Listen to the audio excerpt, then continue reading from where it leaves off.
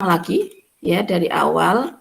Jadi pertemuan ini kita akan melanjutkan tentang bagaimana menyusun sebuah permasalahan di sekitar, kemudian akan dirumuskan menjadi judul, kemudian dari judul akan kita penetrasi menjadi latar belakang masalah, kemudian kita susun ke dalam tujuan penelitian, dan kita ambil menjadi rumusan masalah gitu ya. Kemarin kita sudah sampai pada tahapan membangun latar belakang masalah gitu ya, kemudian sudah menyusun tujuan penelitian gitu ya.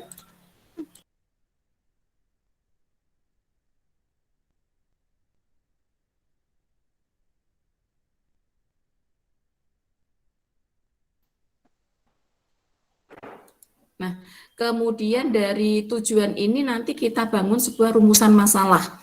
Oke, kemarin kita sudah mencoba bagaimana membangun sebuah latar belakang masalah, ya. Jadi sedikit saya kupas aja bahwa perusahaan coklat Wonka di Bantul ini adalah perusahaan yang berdiri antara tahun bla bla bla bla bla bla. Kemudian kita ungkapkan di sini masalahnya apa. Nah, masalah kemarin adalah adanya penurunan pendapatan ya antara tahun sekian sampai sekian. Kemudian dari pendapatan itu kita buat grafik sederhana dengan menggunakan Excel gitu misalnya. Nah, dari masalah ini kita akan mencari sebuah solusi gitu ya. Kita ingin melihat apakah masalah ini bisa disolusi atau enggak. Nah, ketika ada sebuah masalah kemudian kita berusaha mensolusi, maka di situ akan diberikan sebuah asumsi ya, asumsi atau pendapat awal bahwa yang namanya masalah ini muncul karena apa, gitu ya. Karena apa? Di sini misalnya karena adanya pandemi COVID-19 gitu ya. Kemudian solusinya seperti apa? Oh ternyata solusinya bisa dilakukan dengan melakukan misalnya promosi berbasis digital melalui sosial media gitu ya, Facebook, Instagram, TikTok dan lain sebagainya.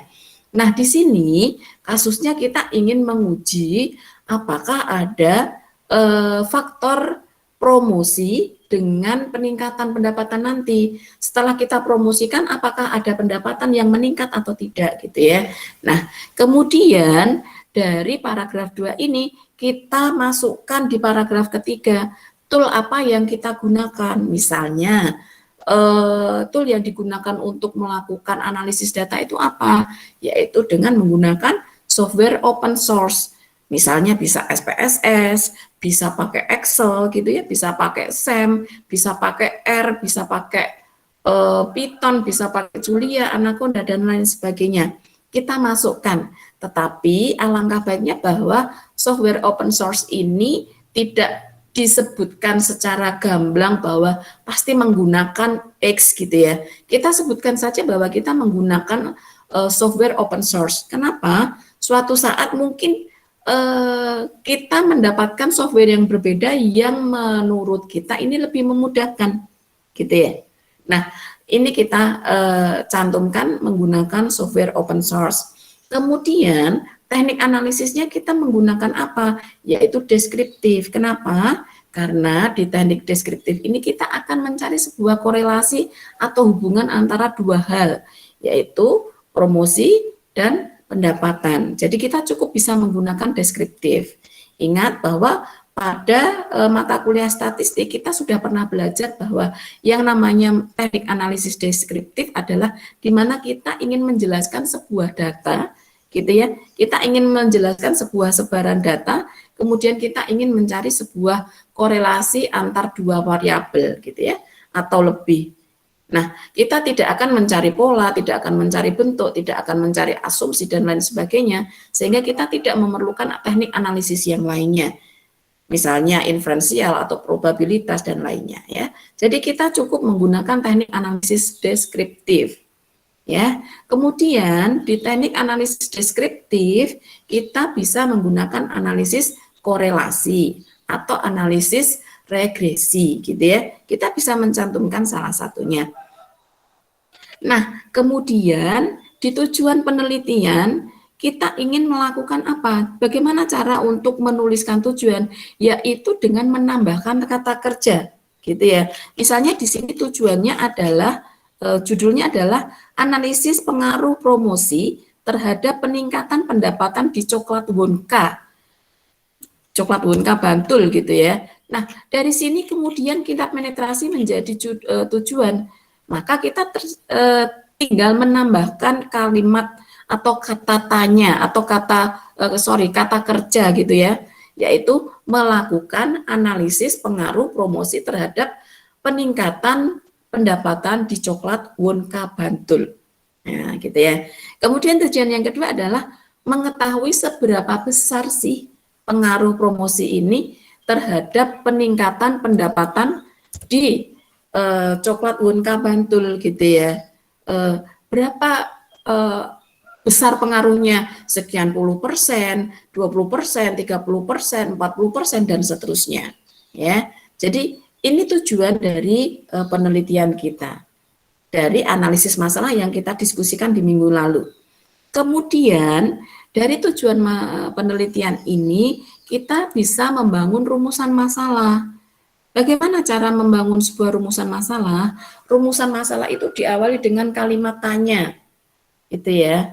Kenapa harus kalimat tanya? Karena kita ingin merumuskan sebuah masalah sehingga kita perlu menanyakan sesuatu dalam penelitian tersebut, gitu ya.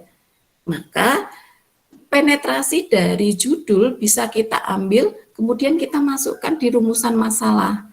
Misal nih, apakah ada pengaruh antara promosi ya terhadap peningkatan pendapatan yang ada di coklat Wonka Bantul, gitu ya. Jadi kita bertanya masalahnya apa sih gitu ya. Kemudian rumusannya apa sih? Yaitu apakah ada pengaruh gitu ya. Dari sini kita melakukan analisis, kemudian di sini ada pertanyaan apakah ada pengaruh gitu ya. Nah, ketika nanti kita bertanya apakah ada pengaruh, maka nanti dibuktikan dengan hasil analisis gitu ya. Dari hasil analisis data yang kita dapatkan di lapangan. Misal nih, data lapangan kita dapat datanya 50 orang gitu ya. Kemudian 50 orang ini kita analisis hasilnya, ternyata gitu ya, ternyata seberapa besar pengaruhnya? Oh, ternyata 90% pengaruh promosi terhadap peningkatan pendapatan. Hal ini ditunjukkan dengan apa? Yaitu dengan nilai signifikansinya gitu ya. Nilai errornya atau nilai alfanya. Ternyata nilai alfanya adalah 0,001. Berarti hubungan antara promosi dengan pendapatan pengaruhnya berapa? 99, sekian persen. Nah, itu nanti cara membaca data. Jadi nanti kita akan sampai ke situ ya, kita akan berikan contoh ke situ. Kemudian yang kedua, rumusan masalahnya adalah seberapa besar pengaruh promosi terhadap peningkatan pendapatan gitu ya. Nah, seberapa besar? 90%, 30%, dan lain sebagainya. Kemudian kalau kita bertanya apakah ada? Ya jelas ada kalau di sini ada nilainya. Kalau misalnya 0 berarti jawabannya adalah tidak ada pengaruh gitu ya. Atau jika nilainya lebih atau kurang dari alfa, nilai signifikan gitu ya, berarti tidak ada pengaruh. Tetapi kalau lebih besar dari nilai alfa, berarti ada pengaruh gitu ya. Jadi kita nanti akan bermain hipotesa seperti ketika kita bermain belajar di statistika gitu ya. Jadi nanti kita akan mengingat-ingat sedikit ya, kita akan main-main statistik lagi sedikit gitu biar teman-teman ingat gitu ya. Oke, ini rumusan masalah. Kemudian ada manfaat penelitian. Dalam membangun sebuah manfaat, kita tidak perlu terlalu muluk-muluk, tidak perlu terlalu tinggi. Misalnya manfaat penelitian ini nantinya akan menjadi referensi di dunia penelitian bla bla bla bla bla bla. Itu tidak pas gitu ya, tidak pas. Kenapa?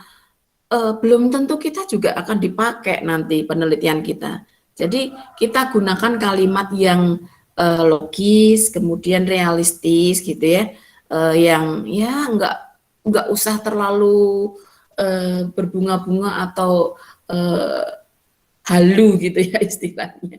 Jadi manfaat penelitian ini nanti akan digunakan sebagai syarat kelulusan program studi kewirausahaan Fakultas Ekonomi Sosial Universitas Amikom Yogyakarta. Yang kedua, bagi coklat Wonka akan menjadi bahan evaluasi, gitu ya, akan menjadi bahan evaluasi. Misalnya nih,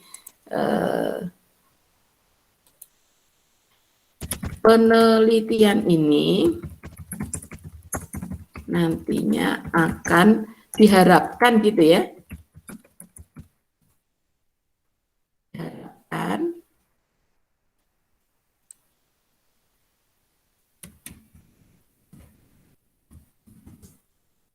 menjadi satu syarat kelulusan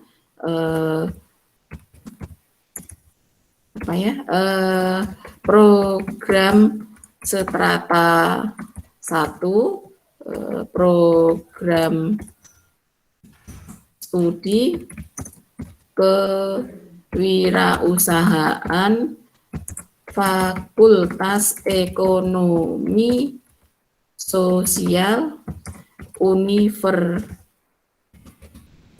Amikom Yogyakarta. Nah, dua, sebagai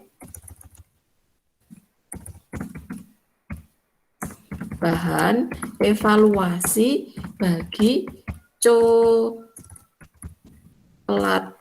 Wonka di kemudian hari. Nah, ya, ini contoh manfaat penelitian.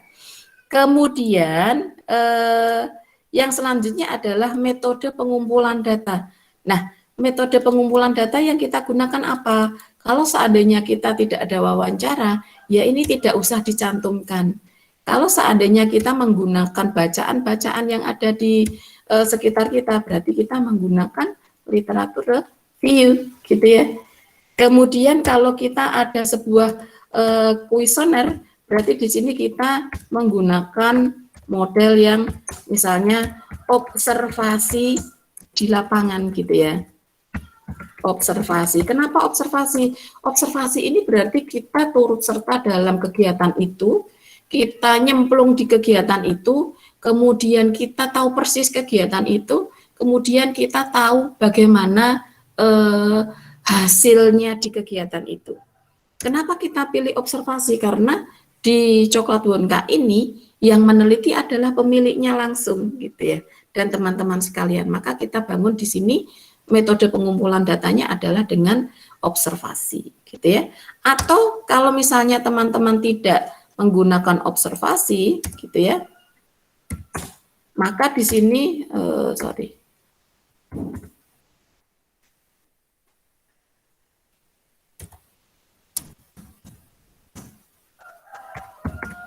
dua, tiga, atau di sini boleh menggunakan katakanlah kuesioner. Kuesioner di sini boleh dengan wawancara juga. Anggaplah bahwa kita sebagai pemilik juga diwawancara gitu. Itu juga boleh gitu ya. Nah, ini boleh digunakan. Ini contoh melakukan metode pengumpulan data. Nah, kemudian metode penulisan ini teman-teman sesuaikan gitu ya. Sesuaikan dengan template dari prodi gitu ya. Nah, silakan di sini nanti disesuaikan. Nah, ini teman-teman, jadi kita sangat mudah sekali ketika harus menyusun sebuah contoh dari bab 1 gitu ya. Nah, dari sinilah teman-teman nanti sudah bisa menyusun yang namanya proposal. Nah, kemudian bagaimana caranya untuk mencari atau membuat atau melakukan pengumpulan data. Nah, kita bisa masuk pada materi kita gitu ya. Materi kita kali ini adalah tentang teknik pengumpulan data ya.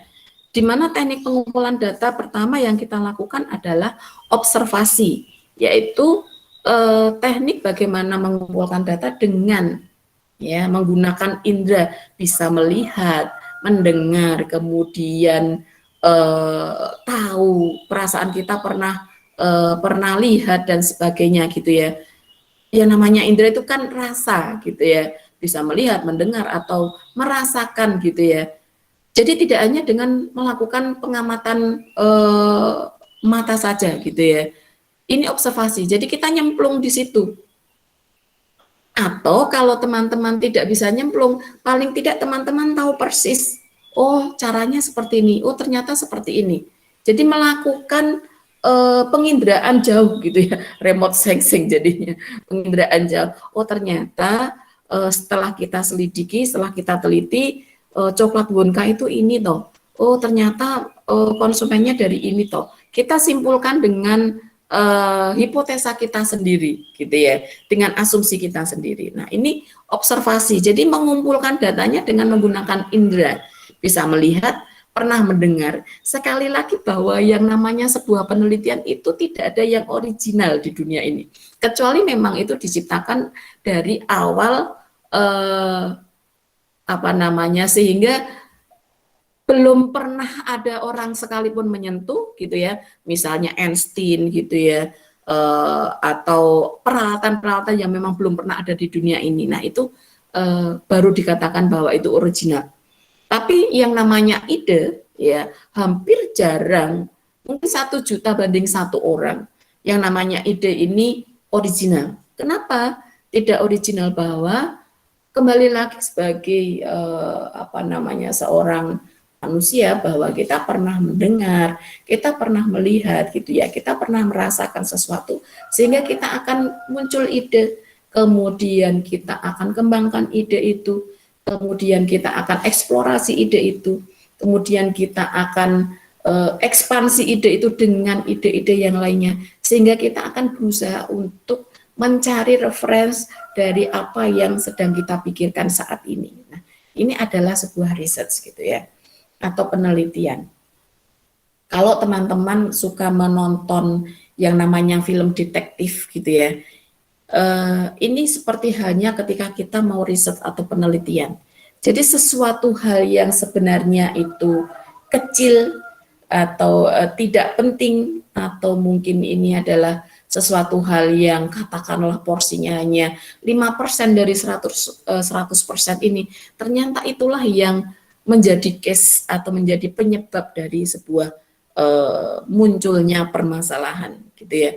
Jadi kalau kita melihat sebuah film detektif, rasa-rasanya hanya menemukan suatu apa ya, sebuah permasalahan itu, siapa pelakunya, terlalu banyak memutar jalan yang sehingga kita lakukan harus melewati banyak rintangan, melewati banyak cara jalan dan lain sebagainya. Ya itulah yang disebut sebagai penelitian atau research gitu ya. Jadi sekali lagi bahwa sebenarnya masalahnya hanya X atau Y, tetapi bagaimana kita bisa memecahkan masalah itu, kita memerlukan banyak hal yang harus dilakukan. Ya, ini adalah penelitian. Banyak halnya apa?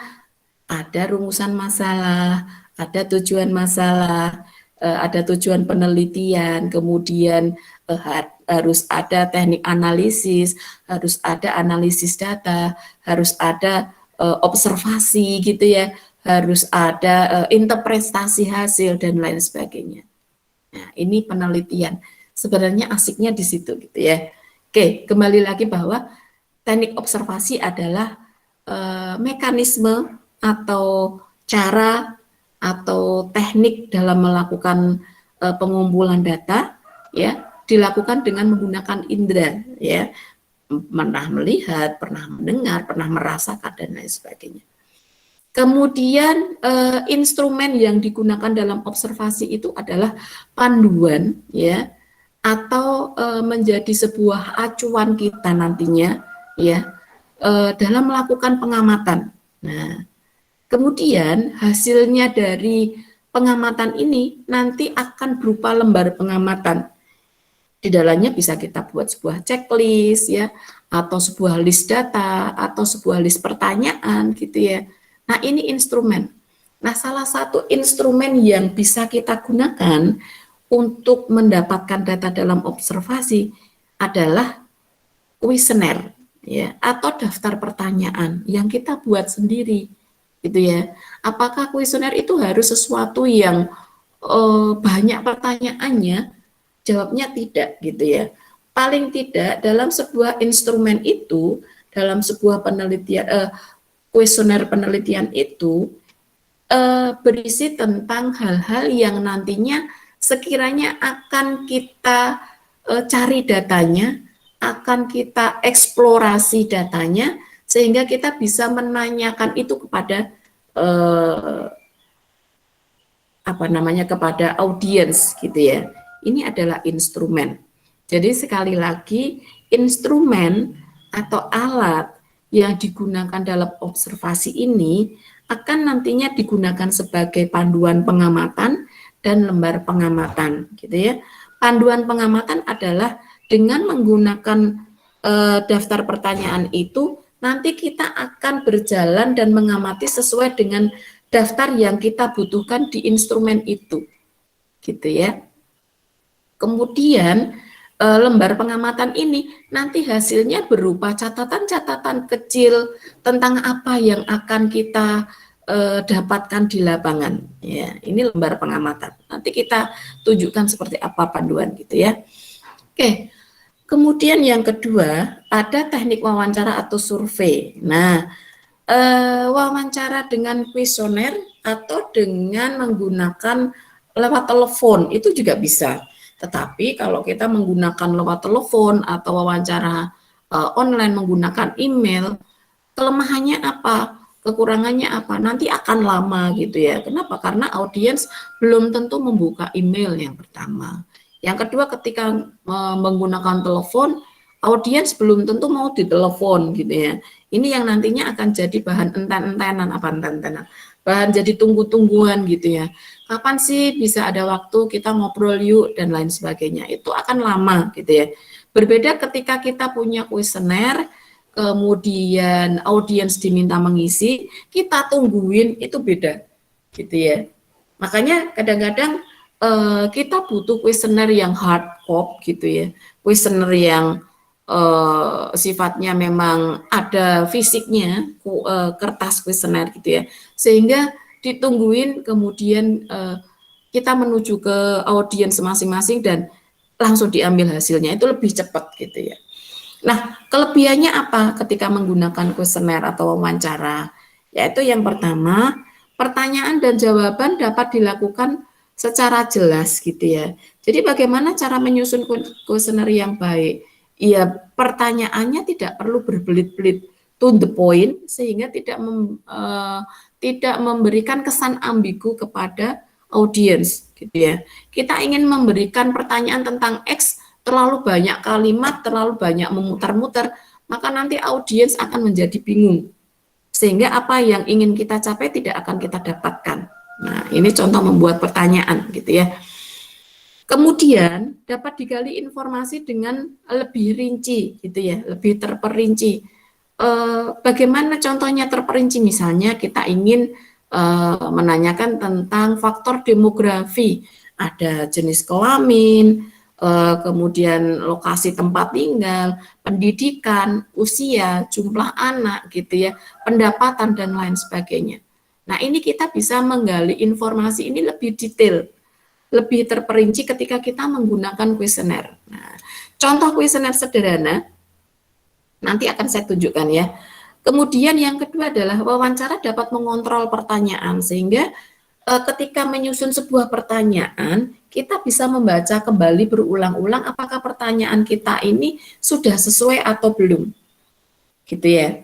Kalau seandainya kalimatnya ini tidak sesuai, kita bisa mereduksi, kita bisa merehab, kemudian kita membangun kalimat atau pertanyaan yang lebih mudah dan simple, yang mudah dimengerti, gitu ya. Nah, tetapi kelemahan ketika kita menggunakan kuesioner adalah membutuhkan banyak biaya dan waktu. Biayanya apa? Tentunya kita harus fotokopi, gitu ya, beli kertas, fotokopi, kemudian kita bagikan ke orang-orang, kemudian kita harus ke lokasi, kemudian kita ketemu dengan orang-orang itu, ketemu dengan audiens, gitu. Ini yang akan membuat kita harus mengeluarkan biaya dan waktu, gitu. Ini kelemahannya. Kemudian memerlukan orang yang ahli wawancara. Artinya adalah kita membutuhkan orang yang bisa merefleksikan atau menjelaskan pertanyaan kita ini menjadi lebih rasional, lebih dipahami oleh banyak orang gitu ya. Karena di lapangan ini kadang-kadang kita bertemu dengan orang-orang yang memang tidak begitu memahami makna atau maksud dari pertanyaan kita. Misal kita dulu di beberapa waktu yang lalu saya pernah tergabung di sebuah riset tentang e-voting gitu ya. Kebetulan supervisor saya waktu S2 ini risetnya di e-voting yang akan membangun sebuah sistem e-voting di 2014 dulu. Nah, e-voting ini kita harus survei, kita harus observasi di daerah-daerah. Sedangkan yang kita observasi adalah beliau-beliau, Bapak Ibu, yang lanjut usia antara usia 60 tahun sampai 70 tahun gitu ya. Kebetulan saya dapat lokasi survei itu di daerah Turi, Jalan Kaliurang naik sana. Kemudian di sana belum tentu semua orang itu bisa membaca gitu ya. Belum tentu semua audiens itu paham apa maksudnya, sehingga di situ kita butuh merefleksikan, menjelaskan bahwa maksud pertanyaan kita itu ini loh, gitu ya. Misal kita ketemu dengan simbah-simbah usia sudah 70 tahun. Nah, yang di situ ditanyakan misalnya, apakah Anda pernah menggunakan handphone? Nah, kita kan perlu menjelaskan, gitu ya, dengan kalimat yang lugas. Saya akan bertanya, Mbah, menapa nate ngagem handphone dan lain sebagainya. Itu contoh gitu ya. Sehingga kita memerlukan orang yang ahli wawancara. Jika beliau tidak menggunakan atau tidak paham, ya kita checklist di situ tidak pernah, iya atau tidak berarti tidak, dan seterusnya.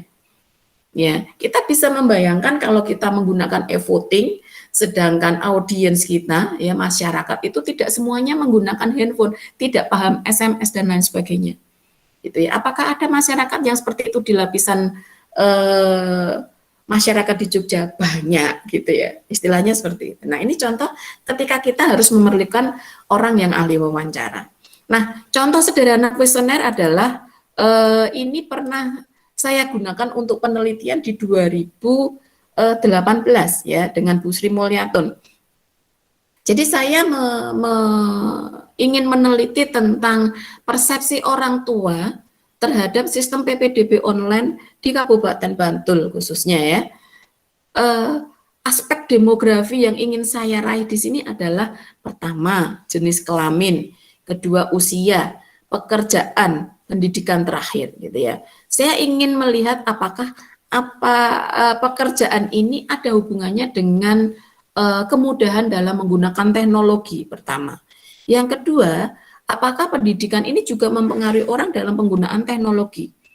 Yang ketiga, antara usia dengan jenis kelamin ini, apakah juga ada pengaruh dalam penggunaan teknologi? Nah, ini contoh sederhana ketika kita melakukan survei, gitu ya.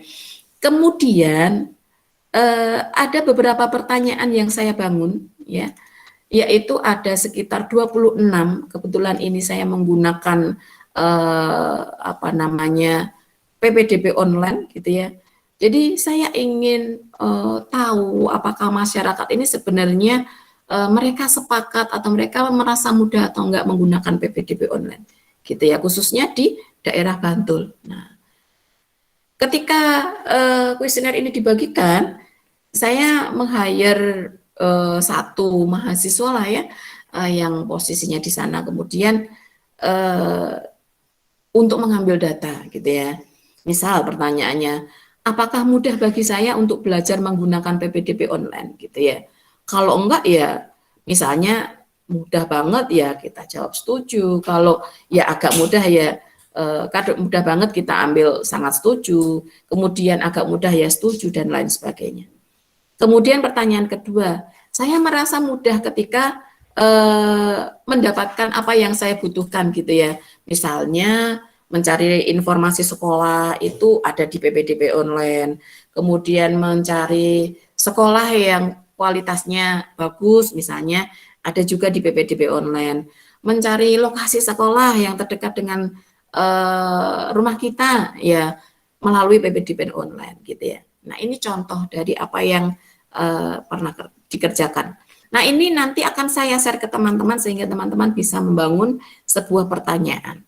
Nah, apakah kuesioner ini juga hanya bisa dilakukan dengan hard copy atau dengan menggunakan kuesioner berbentuk fisik? Tentunya tidak ya, karena masa pandemi saat ini membatasi kita untuk berinteraksi dengan banyak orang, sehingga kita bisa menggunakan kuesioner ini kemudian dibangun menjadi digital kuesioner dengan menggunakan Bitly misalnya ya, atau menggunakan survei-survei online, kemudian kita bisa menggunakan acuan pertanyaan ini dan membangunnya dalam bentuk digital gitu ya. Nah, itu contoh teman-teman. Kemudian wawancara lewat telepon. Nah, ini tadi sudah kita ungkap ya bahwa biayanya kalau menggunakan telepon saat ini memang agak cenderung lebih murah. Kenapa? Kita bisa menggunakan sosial media misalnya dengan Telegram, dengan WhatsApp gitu ya, atau dengan kita share melalui Instagram dan lain sebagainya atau email gitu ya.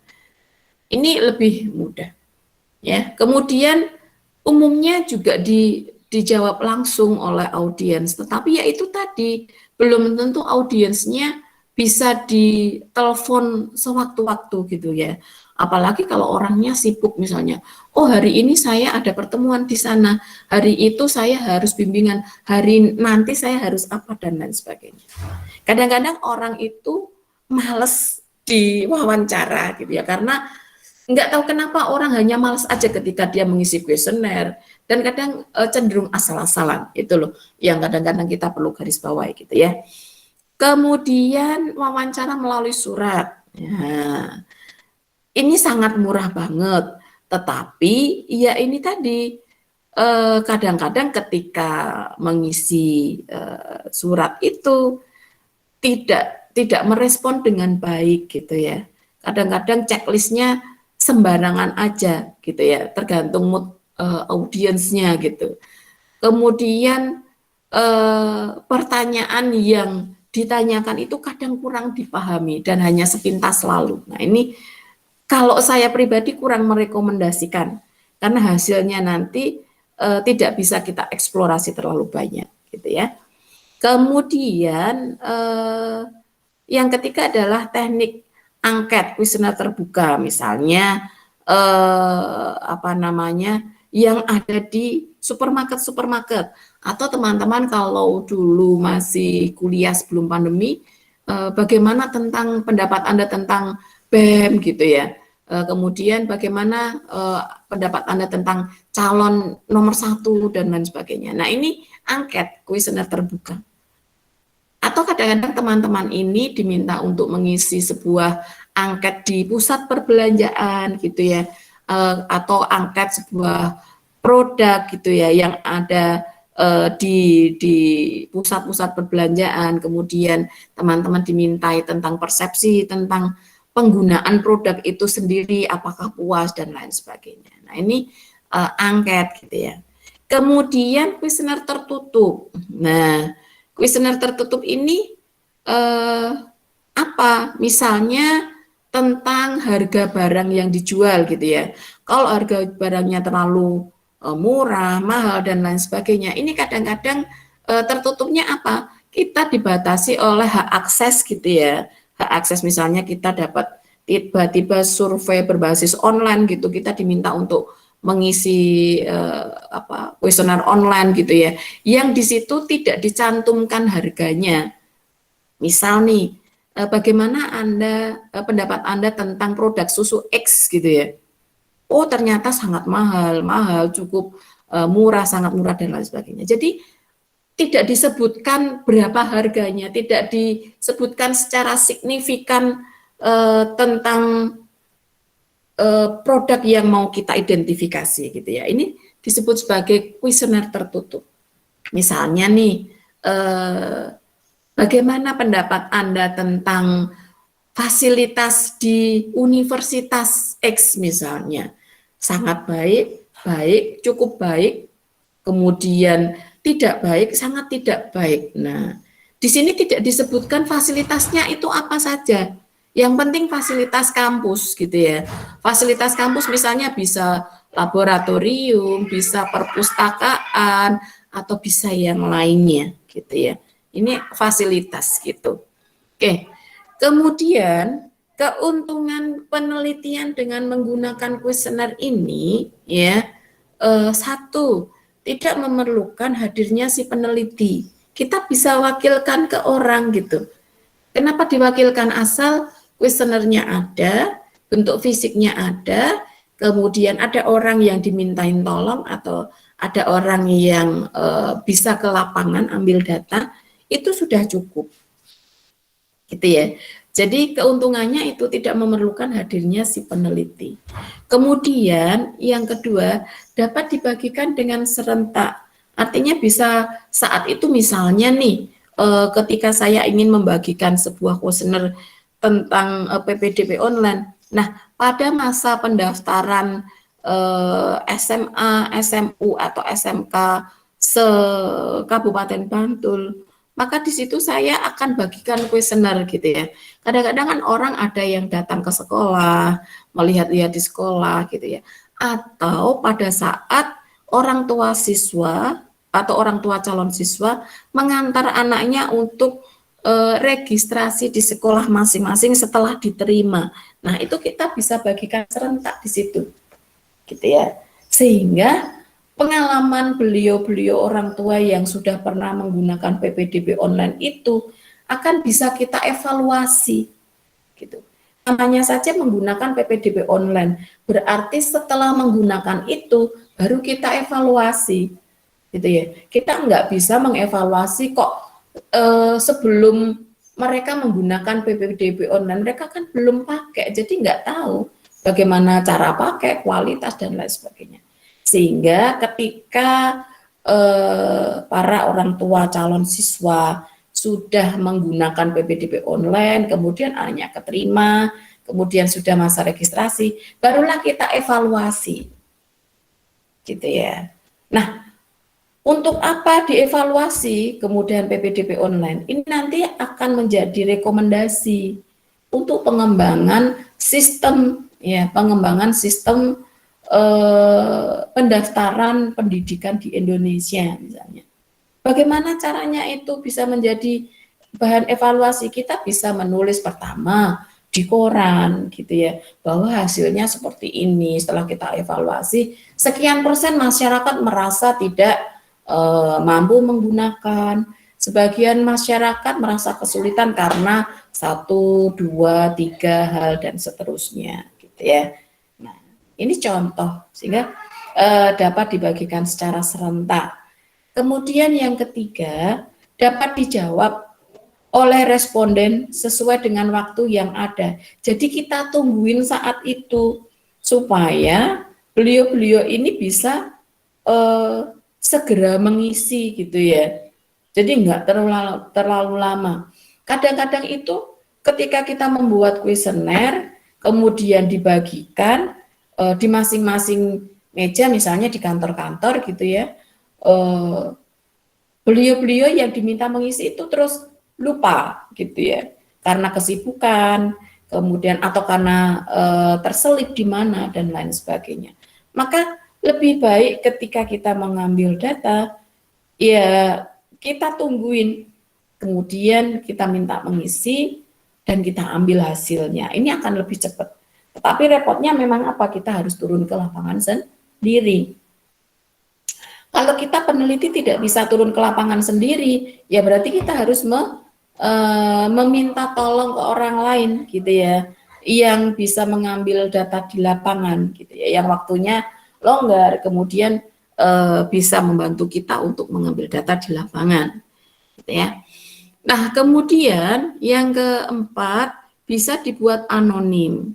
Artinya bahwa identitas dari audiens atau responden atau orang yang kita wawancara itu bisa di-hidden gitu ya. Bisa di-hidden atau bisa disembunyikan. Artinya apa? Demi untuk keamanan data. Misalnya kalau ada nomor telepon, kemudian ada alamat rumah gitu ya, ada NIK KTP misalnya, ada NIK KK dan lain sebagainya. Nah, ini bisa dibuat anonim gitu ya. Kenapa anonim? Karena dianggap bahwa data-data yang seperti itu, data-data yang demikian, ini dianggap privacy pertama. Yang kedua dianggap data yang secret gitu ya, atau data yang rahasia, sehingga tidak semua orang boleh tahu ya. Ini fungsinya ketika menggunakan kuesioner dan bisa dianonim. Kemudian yang kelima, kuesioner dapat dibuat standar. Artinya apa? Kuesioner ini bisa dibuat sama dengan yang lainnya. Jadi satu pertanyaan itu bisa mengacu pada pertanyaan yang lain. Atau ketika kita sudah punya contoh dari kuesioner yang saat ini banyak sekali di sekitar kita bisa pakai itu sebagai contoh, kemudian kita modifikasi. Asal dengan satu catatan bahwa pertanyaan itu memang sesuai dengan apa yang mau kita eksplorasi gitu ya. Jadi pertanyaan itu harus sesuai dengan apa yang ingin kita eksplorasi, apa yang ingin kita dapatkan datanya di lapangan ya. Jadi kuesioner dapat dibuat standar, artinya sama dengan yang lain ya. Sudah ada, kemudian kita modifikasi, kemudian kita pakai sebagai acuan, rujukan, atau contoh. Nah, bagaimana cara mendapatkan kuesioner yang standar? Kita bisa mengakses satu paper gitu ya di jurnal-jurnal yang ada. Sekali lagi kita bisa mengakses dari paper atau penelitian-penelitian yang terdahulu yang sudah ada di sekitar kita gitu ya. Paper ini adalah tulisan ya teman-teman, tulisan ilmiah. Kalau jurnal adalah tempat memuat paper gitu ya. Jadi paper ini adalah bentuknya tulisan, kemudian jurnal adalah publisher atau tempat untuk memuat paper itu sendiri. Jadi jangan salah ya. Kadang-kadang teman-teman mahasiswa itu menyebut bahwa ini paper, ini jurnal itu hampir sama gitu ya. Yang jelas bahwa paper dan jurnal itu berbeda gitu ya. Jurnal ini adalah miliknya publisher ya. Kalau paper adalah miliknya author gitu ya, atau kita yang menyusun tulisan itu gitu ya. Sekali lagi bahwa kuesioner yang standar bisa kita dapatkan melalui apa? Melalui penelitian-penelitian yang terdahulu. Misalnya dari paper ya, dari skripsi teman-teman itu, kemudian dari penelitian-penelitian yang sudah ada, dengan catatan bahwa apa yang kita ambil dari setiap tulisan orang lain harus kita cantumkan nama penulisnya gitu ya, nama penulisnya di mana nanti di laporan ilmiah kita.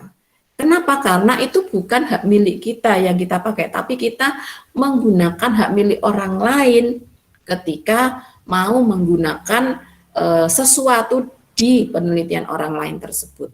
Ya, jadi apakah sah saja? Boleh-boleh saja, sangat boleh, dan itu memang diharuskan, gitu ya. Karena kita tidak bisa membangun sebuah pertanyaan yang signifikan dan standar gitu ya. Kalau kita tidak bisa, ya berarti kita mengacu ke yang sudah ada. Kalau kita memang mengacu, berarti kita memang harus mencantumkan milik siapa pertanyaan itu gitu ya. Nah, ini contoh. Nanti kita akan sampai ke situ untuk membangun sebuah sitasi gitu ya. Sitasi adalah cara mencantumkan pemilik atau penulis dari beberapa penelitian yang kita gunakan di penelitian kita gitu ya. Nah, oke. Kemudian langkah-langkah dalam menyusun kuesioner ya. Agar kuesioner ini efektif dan efisien, yang pertama, satu, kita menentukan variabel yang diteliti dulu. Misalnya variabelnya apa?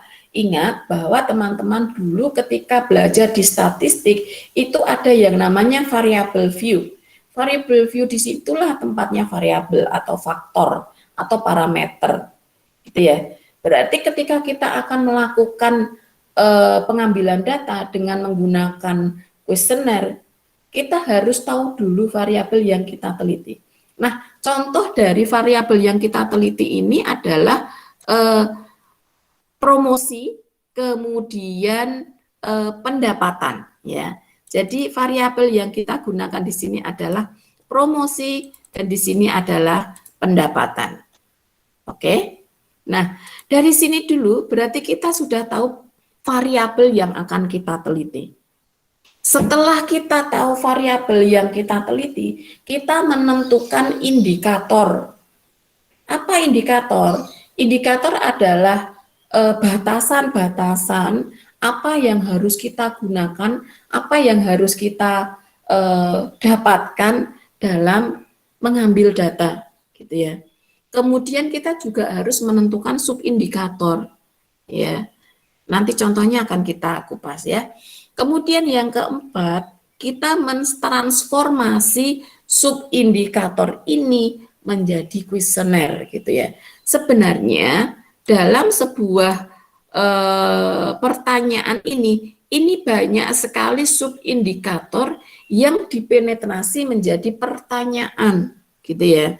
Jadi ada 24 pertanyaan, 26 pertanyaan ini sebenarnya ada 4 parameter, kemudian setiap parameter ada 4 indikator, gitu ya. Setiap satu indikator ada 4 subindikator, sehingga di sini ada 26 pertanyaan, gitu ya. Nah, nanti coba kita lihat caranya, ya, mentransformasi dari subindikator menjadi kuesioner. Baik, ini adalah contoh ketika kita menyusun sebuah kuesioner, gitu ya. Contoh nih, analisis pengaruh fasilitas kerja, ya, dan kemampuan pegawai dalam prestasi kerja pada PT X, gitu ya. Nah, variabel yang kita gunakan di sini ini ada 4 gitu ya, ada 3 gitu ya. Ada 3, yaitu prestasi kerja, fasilitas kerja, dan kemampuan pegawai. Kemudian indikatornya yang akan kita gunakan adalah indikator ini batasan ya, batasan yang akan kita capai, hasil yang akan kita capai, gitu ya. Misalnya nih, prestasi kerja, indikatornya orang berhasil itu apa sih? Oh, berarti indikatornya mahasiswa pandai itu apa sih? Oh, IPK di atas 3,5. Ini indikatornya, gitu ya. Batasan yang akan menjadi batasan yang hasil, gitu ya.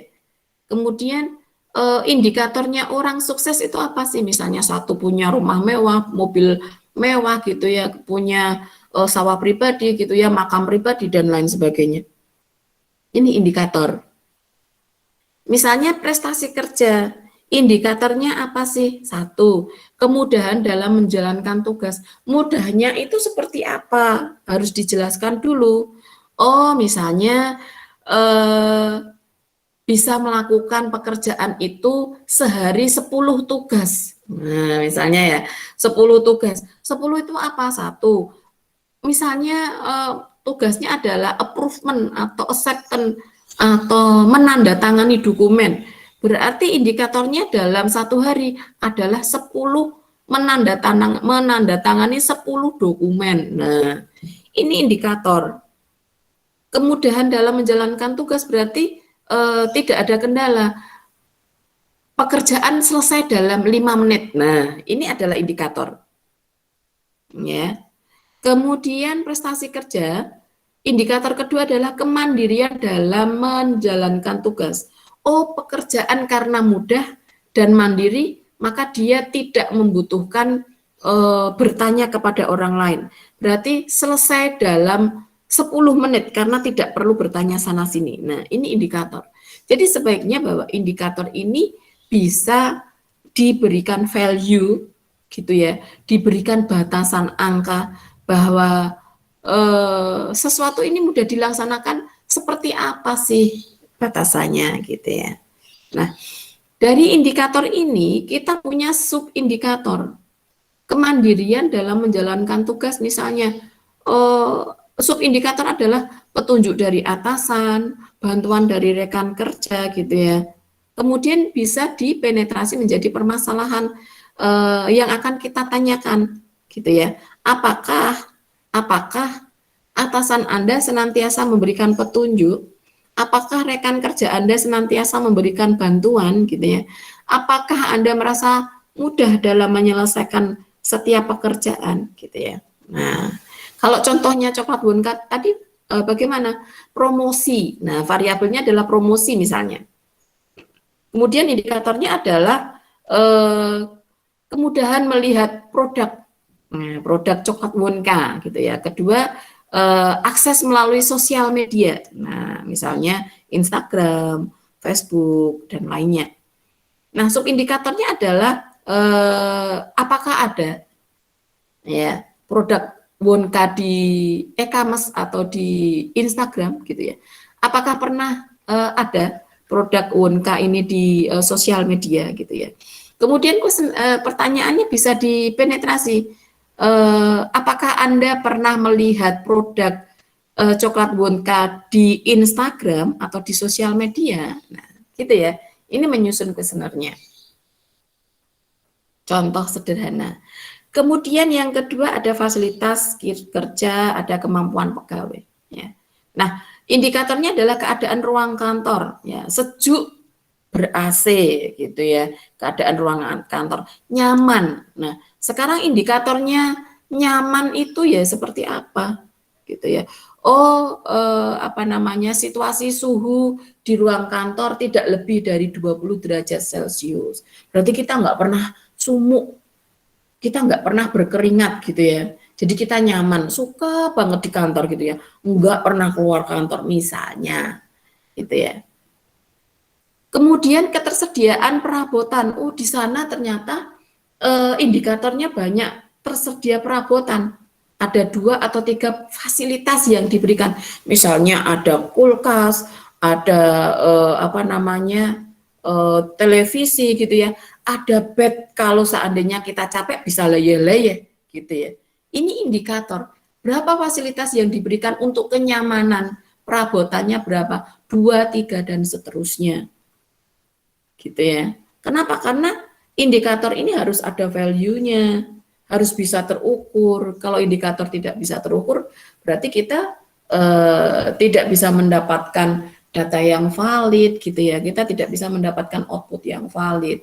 Jadi jangan membuat penilaian apakah teman Anda bisa menyelesaikan pekerjaannya tepat waktu gitu ya.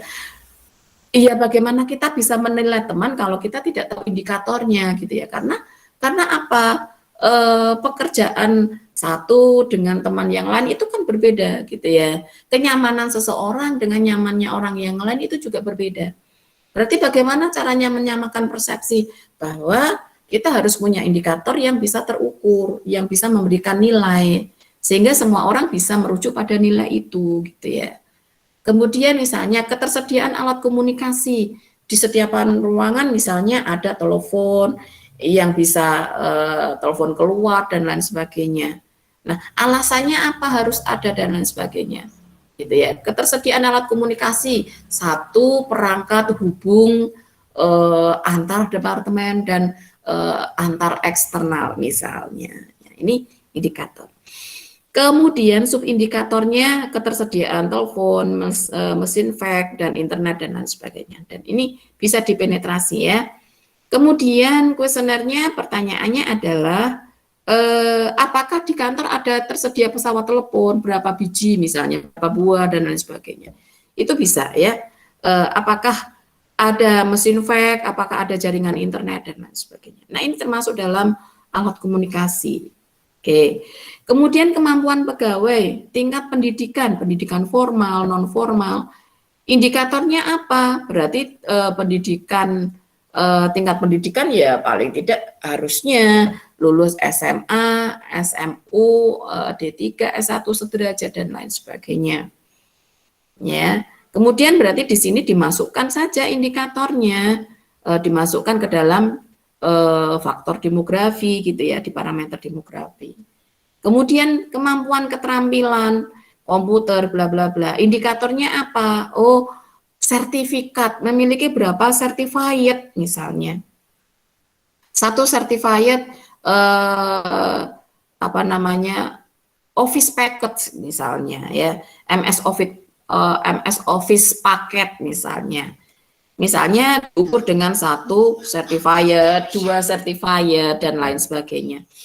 Kemudian pengalaman kerja, misalnya indikatornya pengalaman kerja apa? Oh, pernah bekerja di perusahaan yang setipe minimal 2 tahun. Nah, ini indikator minimal 2 tahun atau minimal 1 tahun dan lain sebagainya, gitu ya. Kemudian pengalaman kerja yang lainnya yang tidak sejenis, oh pernah di perusahaan A, B, C dan lain sebagainya. Nah, ini contoh teman-teman ketika kita menyusun sebuah kuesioner gitu ya. Kemudian dari sini nanti teman-teman bisa mencoba membangun kuesioner dari pertanyaan yang merujuk pada pencarian data di penelitian teman-teman sekalian. Nah, dari sini dahulu ada yang ingin ditanyakan, silakan.